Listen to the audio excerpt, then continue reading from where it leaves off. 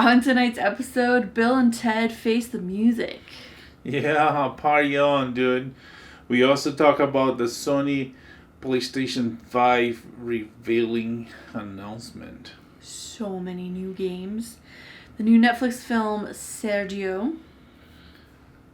And more pop culture news.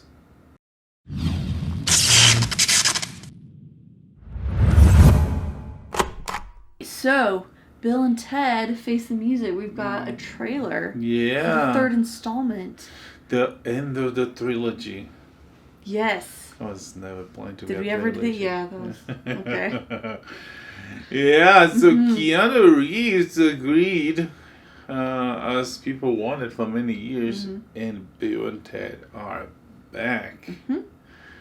And apparently they didn't do as well after the second movie. So, Back to the Future 2, they're gonna use the time machine to fix the future. To go to the future to figure out how to fix the past. Yes. Or the present. So that there is the future. It's complicated. You can't overthink time travel plot lines because there are inherent paradoxes and it's just a disaster. But this movie looks fun. Wow, she got a lot from 1 minute trailer.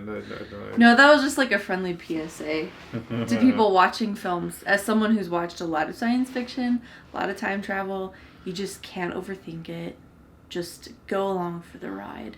And in this case, the ride is in a little telephone booth. You probably know this, but that's a reference to Doctor Who. Is it? I guess so. Doctor Who is so old, right?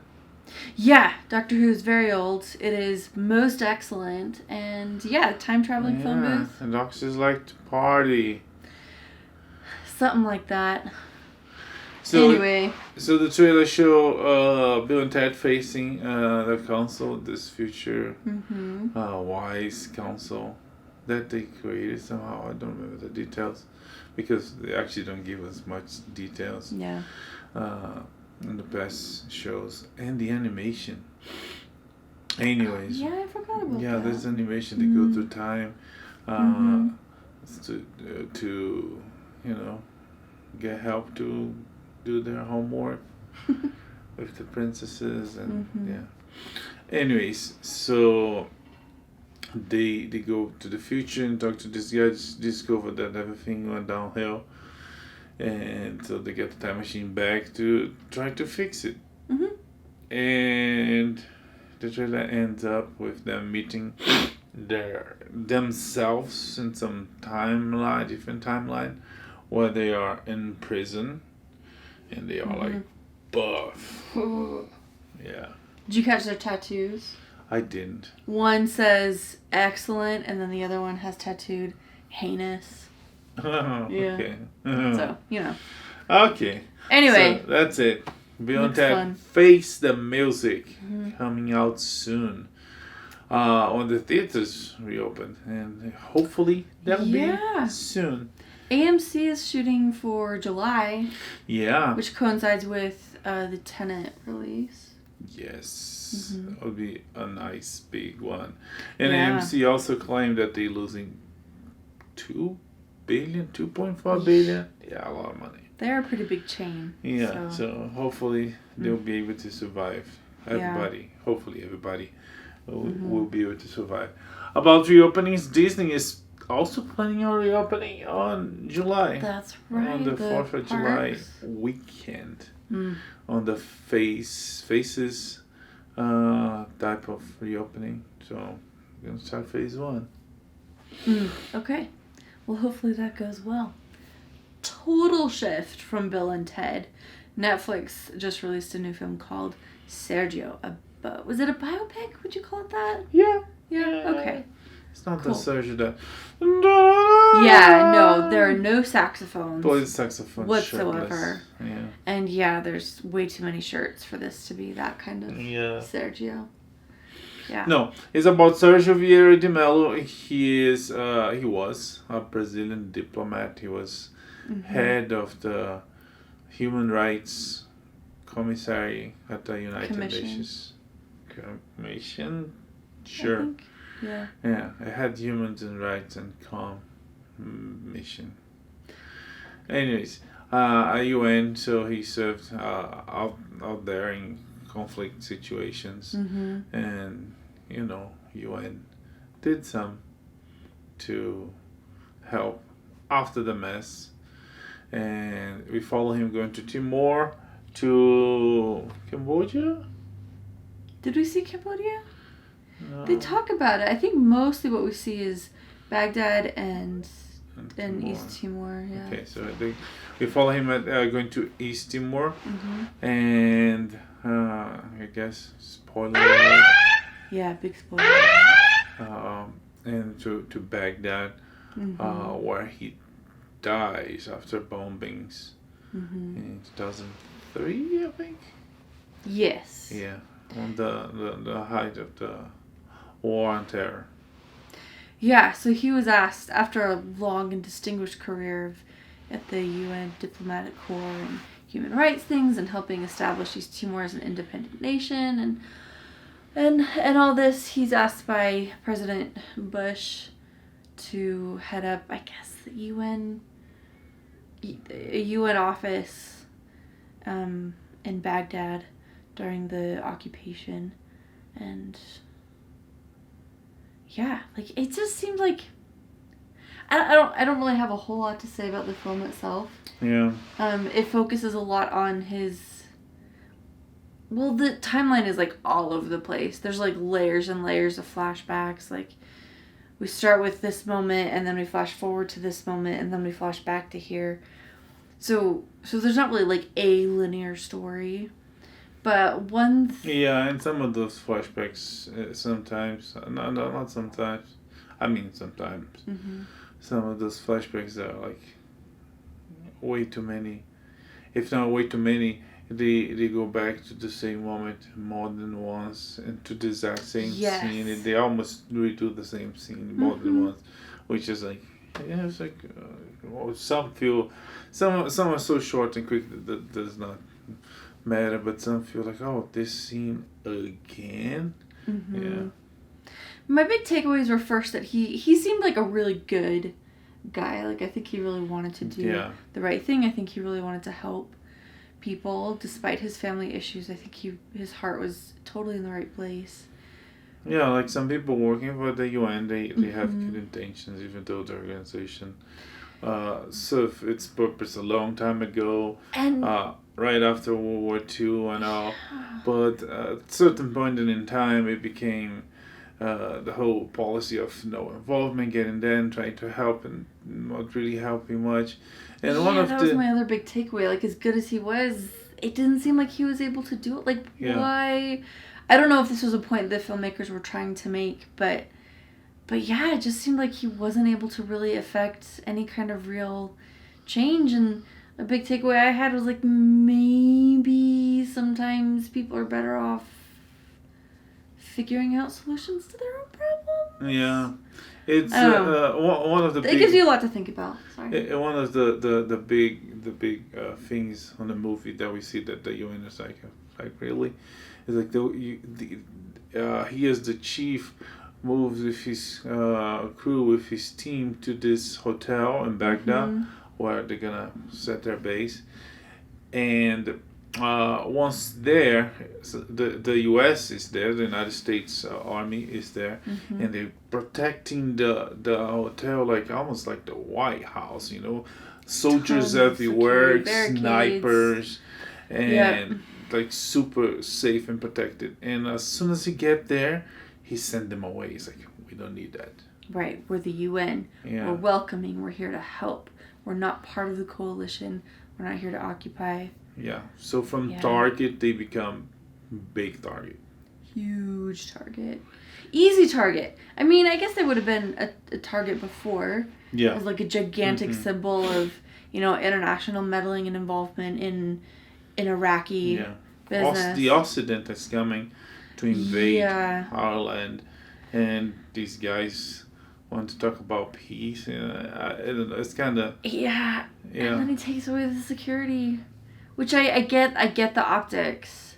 I get what he was trying to do, but yeah, then shock of all shocks, they were bombed terribly and people died, and it's sad and just a pointless loss of life. Mm-hmm. Yeah. Back to his personal life, we learn about this romance he had with this co-worker. Mm-hmm. I mean, first they met somewhere in Timor, right? Yeah, Timor. I think so. And yeah, so they fall in love, they start a relationship, she starts following him wherever he goes, and they go together to Iraq. And yeah, so Ana de Armas.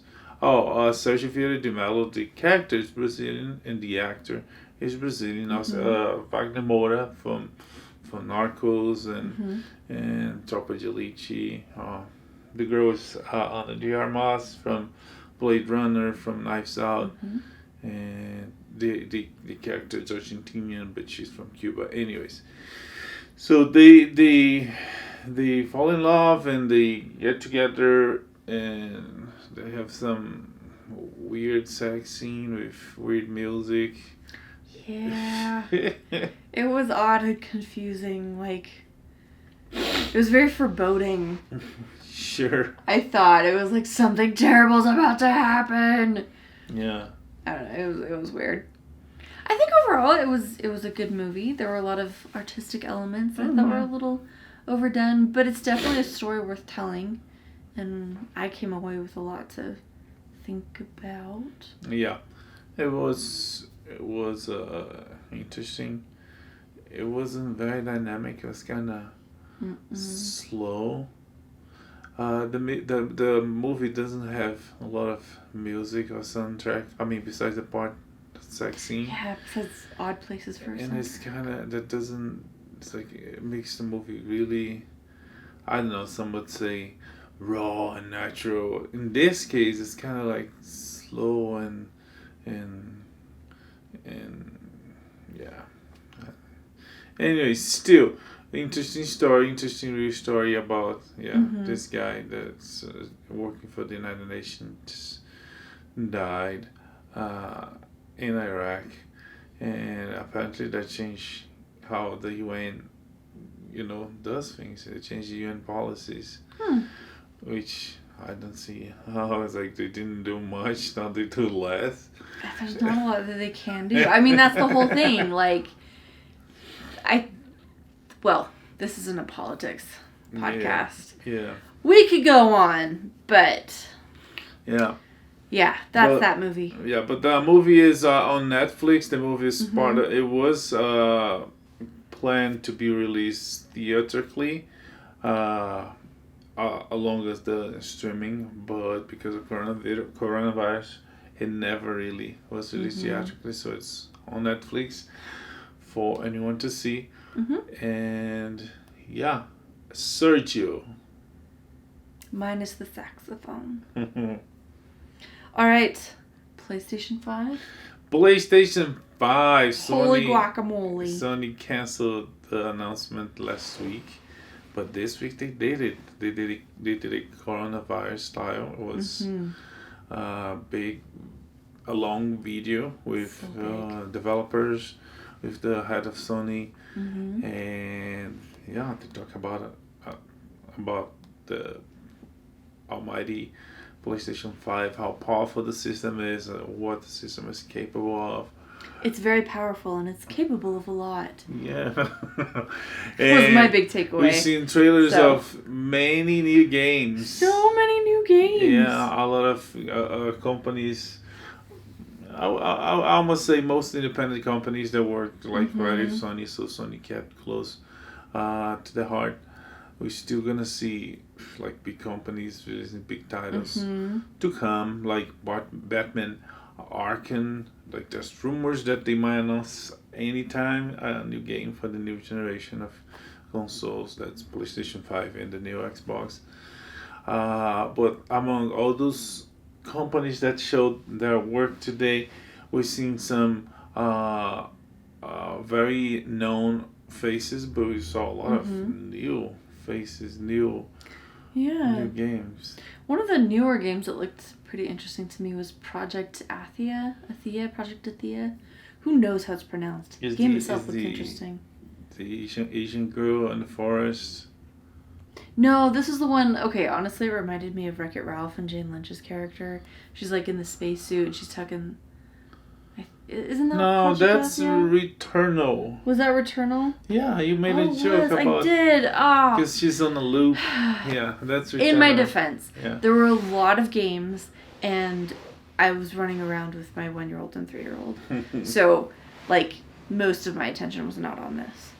Okay. Either way, there were 2 games though that feature that time loop thing where like there are 2 first-person shooters where you're stuck in some kind of time loop. Yeah, the other one is the Assassin's one. It's called Deathloop. Deathloop. Yeah. That's on the name. So totally different games, but that same concept that yes, you're stuck in a time loop and the only way out is to defeat various. Mm-hmm. Anyway. Yeah, no, the both games look good. Deathloop, for instance, is this assassin fighting 8 assassins on this island where things keep looping. And it's quick. We don't have many details because it's like action packed. It's like moving, fast paced. But I don't know. I feel like the movements, the mechanics of first person, it feels like more fluid. It feels more natural. And that's nice. All games look great, but one thing that we saw the announcement on YouTube, and even the game's looking awesome. They're gonna still look way better on 4K with SSD and tons of RAM that the system comes with. Yeah, that's pretty exciting. One of the bigger games that they did announce was a follow-up to the last Spider-Man game. Yeah, probably the biggest one of the list is this.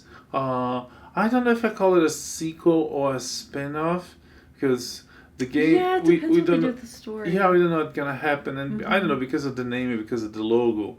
It seems like they're gonna focus on Miles, so it's probably a spin-off. I think that's a safe assumption because the game is called Spider-Man Miles Morales. Yeah. And I feel like it's a big giveaway. Yes. And since the last Spider-Man, Peter is well and alive, and there's a lot of cliffhangers concerning, Osborn and villains and what's gonna happen next. And Miles is barely there. And Peter starts training him, so I assume it's gonna be like a spin-off. Miles is gonna have his own game, and like the first Spider-Man, it looks good. It looks really good. It's fun. Sony created this great Spider-Man universe for the games, like they did for the animations too on Spider-Verse. That won an Oscar, so Sony's doing great with Spider-Man. Maybe even better than Marvel is doing. I would say so, because Sony Spider-Man stands on his own. Character, yes. Yeah. Whereas Marvel Spider-Man has yet to actually have a Spider-Man movie. It's a bit of a soapbox for me, but so far they're all Iron Man movies. Yes. If anything, it disrespects Spider-Man's story from the books. Like, in Spider-Man Homecoming, Peter got his suit. I mean, we learn how he got his suit on that movie, but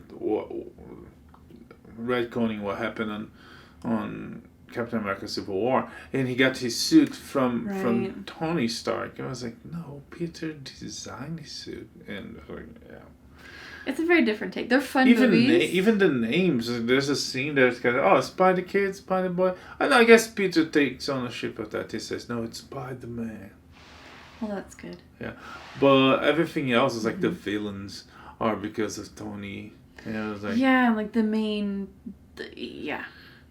It's just all Tony. Yeah, the plot is like Marvel says, okay, gonna make this guy hours in a way that if he walks away, Yeah. Anyways. But Sony's giving us a freestanding, fully fleshed out Spider-Man universe. And it's really fun. And it's totally immersed on the Marvel universe. If you played Spider-Man for PS4, you go through New York City and you find the Avengers Tower. You find Doctor Strange. What do you call it? The Sanctum. Yes. and you find you know, Mm-hmm. all the Marvel universe in New York City as in the books. Yeah. So for this new Spider-Man, Miles is gonna be the protagonist, and Mm-hmm. he looks cool, and he does Yeah. spider things, you know. He does. Cool suit. Yeah, and Spider-Man the does whatever Spider-Man does. Yep, that's how that Yeah. song goes. What other games caught your eye? Hatchet and Clank. Mm. It's a long series. It's a long franchise. It goes back to PlayStation 1, if I'm correct, maybe 2. And they are back, and they going through dimensions and Yeah. in fast pace with the incredible, very creative guns. The games all had like super cool guns and gadgets, and this one they like breaking dimensional barriers and portals and fighting. So they're going from a planet to the, like in the last game I played, and granted it was not the latest, but you had to use a starship to go from planet to planet. This like in a blink of an eye, they go it's like to portals dimensions and portals. stuff. Yeah. Yeah. What So else? it's barely scratching the surface. Okay, I'll be honest. The Gran Turismo 7 bit looked gorgeous. It does. And the sounds. Uber realistic. I haven't played any of the other games, so I don't have any like basis of comparison. Oh, but they're always like top notch, state of the art. But this one top notch, state of the art, looks like a lot of fun. Like I'd be willing to sit on my couch with the controller and drive those cars. Yeah. So that one looked good. On the indie side, very indie, you have this Goodbye Volcano High. It's almost depressing. It was. Oh my god. So many teenage hormones are coming out of that game. It's 2D animation, which is interesting. That definitely caught my eye. But yeah, I feel like I would have loved this when I was 15 or 16. Sure. As a 32-year-old, I'm like, I do not miss high school. I would still be shooting enemies and destroying things. Sure. That's fair. I'm just saying, like, I feel this particular game is a very niche age group, target age group.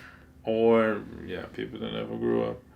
What else? We have Gods and Godfall, Gods of Egypt fighting. We have Jet, the Far Shore, where they take Earth less inhabitants, takes this big ship to colonize, cool. different planets, and it's visually very, very beautiful. Horizon Forbidden West, that's another installment. It's a sequel for Horizon, and I don't know, I never played the first one, but it seems like they went Planet of the Apes, and like the story actually takes place on Earth.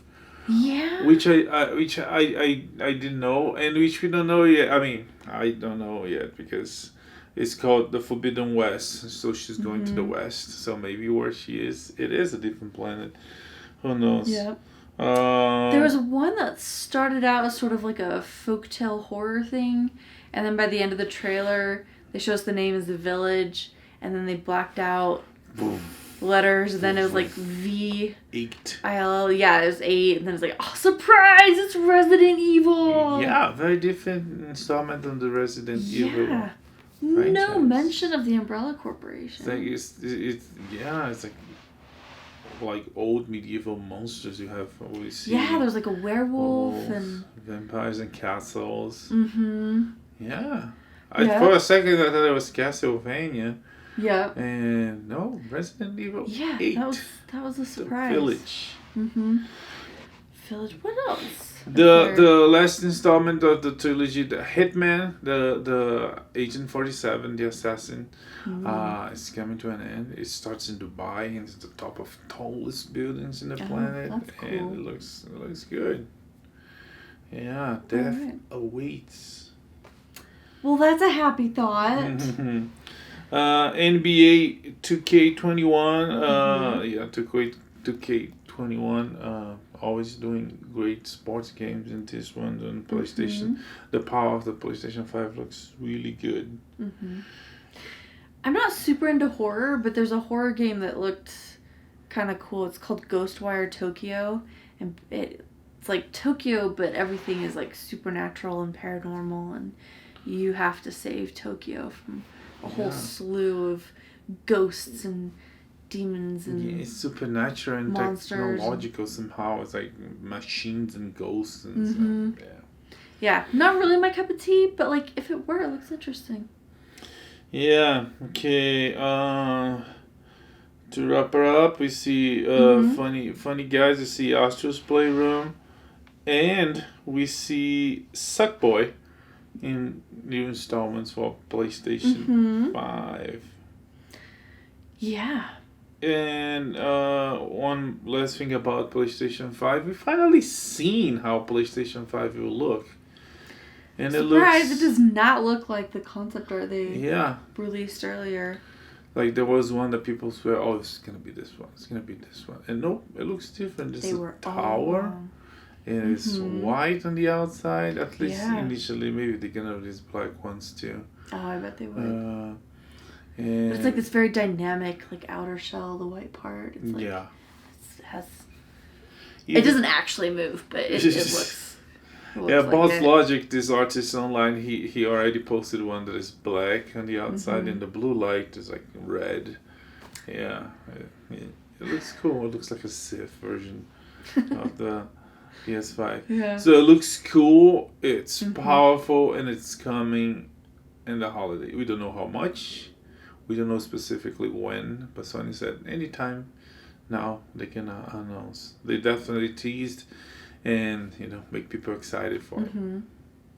Okay, and then there's a hotshot new controller to go with it all. Yeah, the DualSense Super Power. I can't remember the name. I don't know, but it's cool. But it is also white with the blue lights to coordinate with the new console. It has like triggers and buttons and directional and microphone and motion sensor and a jack for your headphones.